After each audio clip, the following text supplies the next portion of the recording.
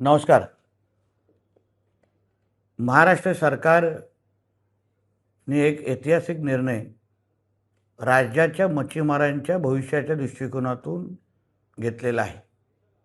तो म्हणजे आपण मासेमारीच्या बंदीचा कालावधी हा 15 ऑगस्टपर्यंत केला.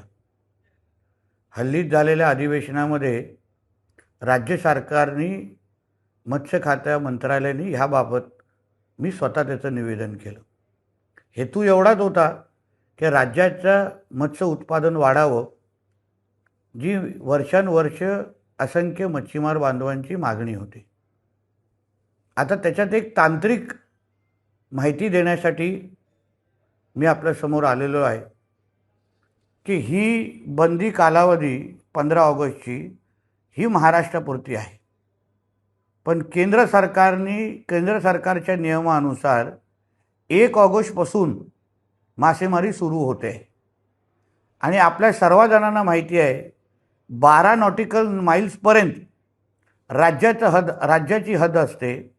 12 नॉटिकल माईल्सच्या बाहेर ही केंद्र सरकारची हद्द सुरू होते आणि म्हणून 1 ऑगस्टपासून जे काही बोटी जे कोण मच्छीमार 12 नॉटिकल माईल्सच्या बाहेर जाऊन म्हणजे केंद्राच्या हद्दीत जाऊन मच्छीमारी करू इच्छितात त्यांना कुठल्याही पद्धतीची अडचण होणार नाही. कोणीही थांबवण्याच्या दृष्टिकोनातून भूमिका घेणार नाही. पण